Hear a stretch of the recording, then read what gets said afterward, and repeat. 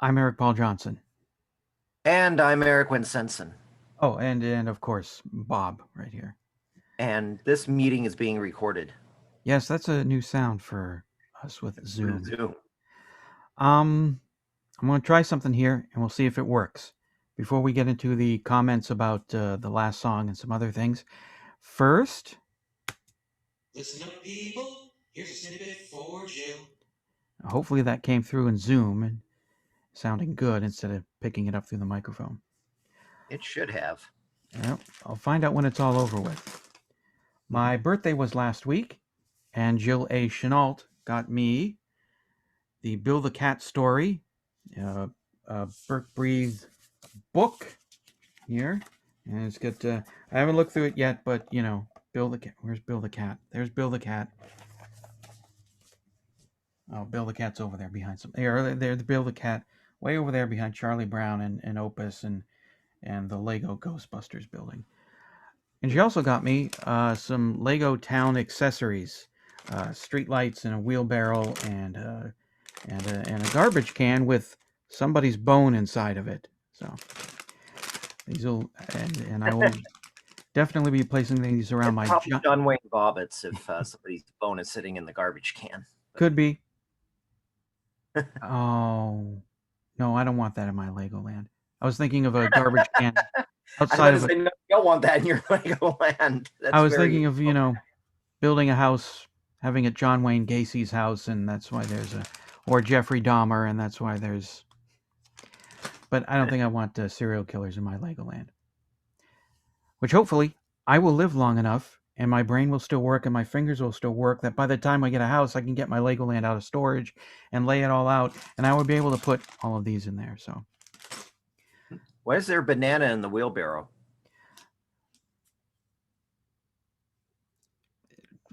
I mean, a bone belongs in the trash can because after you've been eating chicken or something or steak, you throw it in the trash can. Mm-hmm. If you don't have a dog to give it to, don't give chicken bones to dogs. No. But why would you have a banana in the wheelbarrow? Are you going to go out and mess with somebody's Mario Kart? Possibly, or sometimes I like to put the banana in the wheelbarrow and let the fun happen. That doesn't even make sense in a weird sexual way. I'm trying my best here. So yeah. And it's not my best because I can do better than that. So thank you very much to Jill A. Chenault.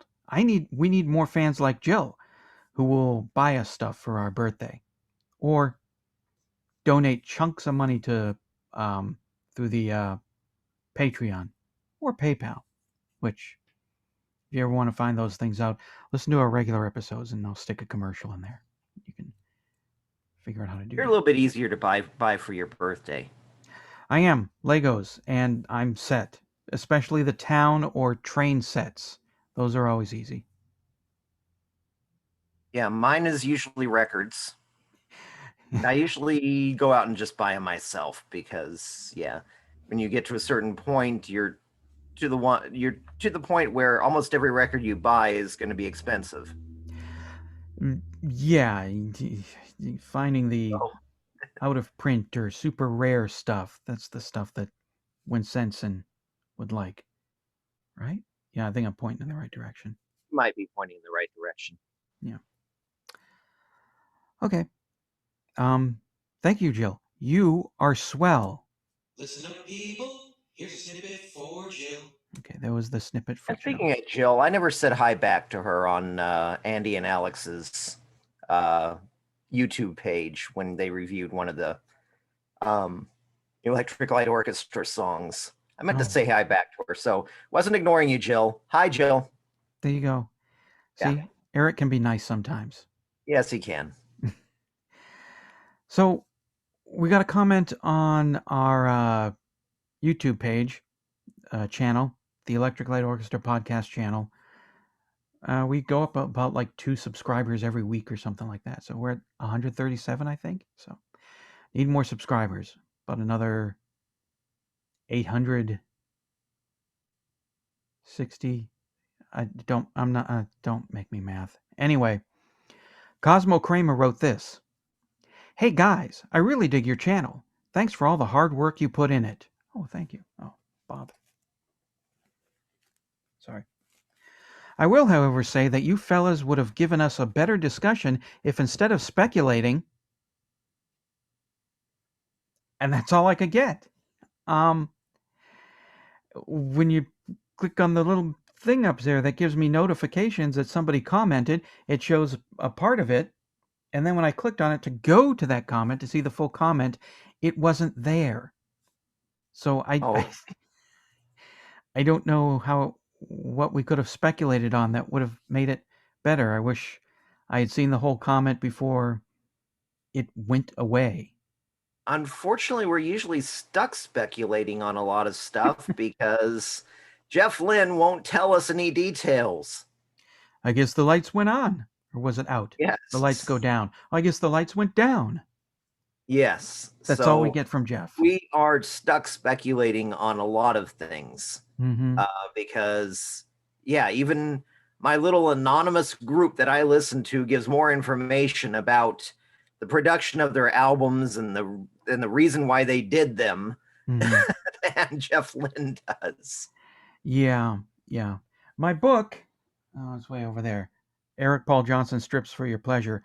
I do a lot of commentating on the strips to try and make sure everything that I meant is explained and any of the background information, and that is because after reading Jeff Lynne's notes on the songs for the special editions, like I don't want my fans, all right, the people who like my strip might enough to buy the book might Oh, want a little more information about the strips than I drew this in May 1992. yep. Yeah. Okay. Well, yeah, you didn't just say a couple of Karens, possibly Marie. Yeah. Uh, Yeah. uh, well, you gave me your old copy, so I haven't bought your new one. Is that the You one gave me your, from you gave me your original one is that you bound yourself and everything. oh, the one that was Xeroxed. Yeah. And it was Yeah. just like the first year of tunes. No. Strips for your pleasure, or I'm sorry, Eric Paul Johnson strips for your pleasure. That's all of the comic strips. So you have one of 4 copies that were made of that first Xeroxed and stapled together. Yeah. Right. Okay. So I still need to get the strips for your pleasure. You do. Did you make Paula pay for it? No, I didn't. I bought it for her. So you have a little bit more ethics than I do. Okay. Eh, Honey, what are you yeah, writing? Not until you pay for yeah. it. And I bought a copy for Troy. I thought he might relate to some of my older tunes. Hmm. Um, Cosmo. I wish you hadn't gotten rid of your comment. I would have liked to have known what you have said because I'm fine with people offering ideas or even criticisms that actually expand on the criticism. If people say you suck, how do I suck? This is what I What need to do I know. suck? You suck What do I doesn't. suck for how long? And Yeah. am I getting paid for that? Yeah. You Yes. s- you suck doesn't help anything. And I may agree with your criticism. I may not. I may think, you know, that's not a bad idea. But I'm not really going to get mad if somebody like that guy who said, "No, I don't like the podcast. They don't dig deep into the recording process and how Jeff made this sound and all this other stuff." And I was just kind of like, "Well, that kind of information really isn't out there unless I get Jeff in here and ask him, well, And how'd you good do luck that?" on that. Even if you get him in there, on Yeah, getting an answer out of him, yeah, which yeah, most of it's going to be. It was 50 years ago. I forget. yeah, yeah, yeah. Jeff Lynne, why don't you come to my little apartment here in Illinois? Come upstairs to the bedroom. I don't have chairs. It's it's just the bed here. So how about me and you? We crowd around the On microphone bed. here.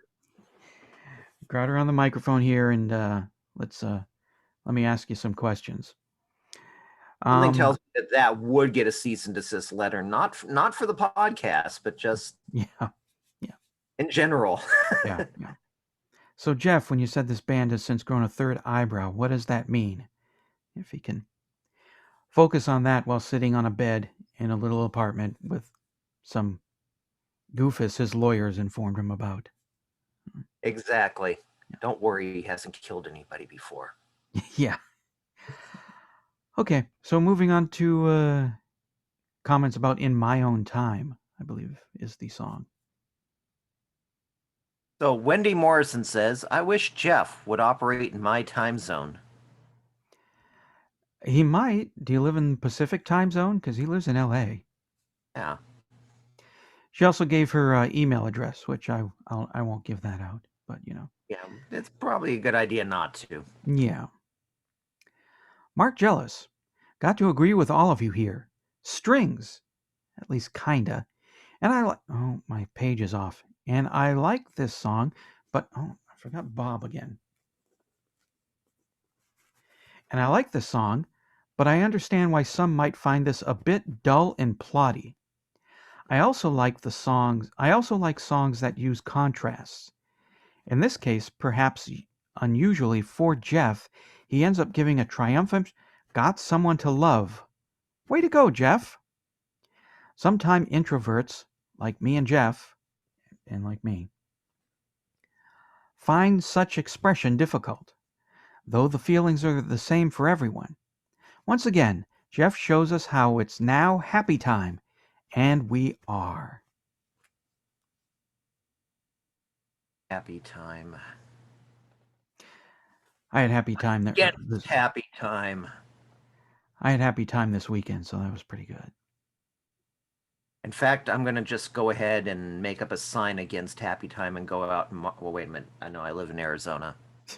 I'll go out in March and November. That'd be the smart thing to do. Corey Gomel says, it's too late to care because I've done that, been there. Jeff, Booba, talk to me before you write. The saying is been there, done that. What happened there? Did you have one of those Willy Wonka strike that, reverse it moments? And don't tell me you already wrote the line that ended in care, so that was the only way it would fit. You write songs for a living, dude. You know how many words rhyme with that?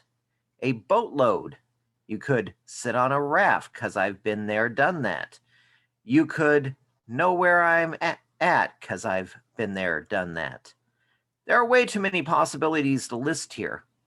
But if you subscribe to the podcast and get the extended show, okay, besides setting things backwards, I love some of the sweeping violins. Reminds me of the olden E.L.O. days, and it's a lovely 50s ballad. Jeff has always shown a knack for writing a great 50s tune. Maybe Jeff is really Yoda.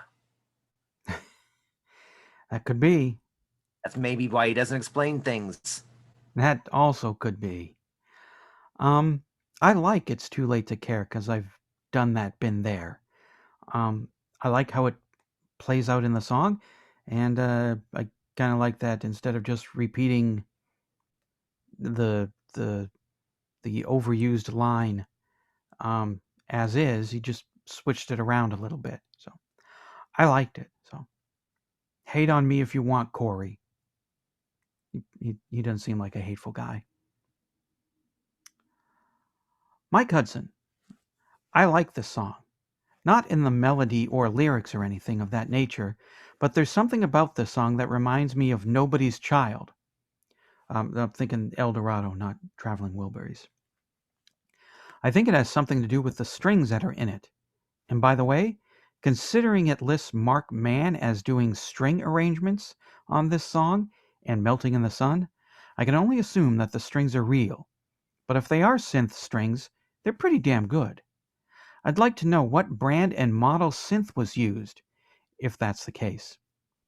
The tap dancing routine that Rosie does in the middle harks back to the tap dancing sequence in Jungle. I hadn't thought of that, but I can totally see the Jungle tap dance thing coming back in My Own Time. Anyway. But not for Winsenson, who hates fun. No, I think these are, well, I'm pretty sure these are real strings because if I remember looking at the Jeff Lynne database, there are credits for cello. I don't know about violin or anything, but there are definitely cello credits and other Yeah, string credits on the album. So cello I I don't can I don't think he did what he did in the very best of E.L.O. with all synth stuff. see, but the violin things, they sound really, really synthy to me anyway. It's possible, yeah, because like I said, I did see a number of cello credits on there, Yeah, but yeah, it would be the that when he re-recorded everything on that would have all the synth strings. yeah, yeah. I saw somebody the other day doing a reaction to a E.L.O. song, and I saw that was the album they had up as the picture was the very best of E.L.O. And I'm sitting there going, no, Yeah, I hope that's not how he got introduced to ELO. please don't judge E.L.O. with that. No. No, don't. Okay, so Jeffrey Eberting says, you played my Rockline phone call from 2001. I about damn near ran the car off the road hearing that this morning. Thank you so much. Well, you're welcome, and please drive carefully. Yes. We don't want to lose any listeners, and especially one who's going to contribute something to the show. He's got a segment that he's working on. He says it's for the Zoom bonus tracks episode, which I really need to start working on. So, so he'll be showing up again, just 20 years later, with his own segment. But he got to talk to Jeff. You lucky person. I think that's it. Oh, yeah, I think that's about it. Subscribe. If you haven't subscribed already, hit the notification bell. Give us money on Patreon. Eat the pudding pops. Unless they come from Bill Cosby. Yeah, do not eat any pudding pops directly from him or Yeah. yeah, especially since he's in jail right now, so that's even worse of All right. And Eric sets it up perfectly for me to say, I think we're done here. I think we're done here. Yeah.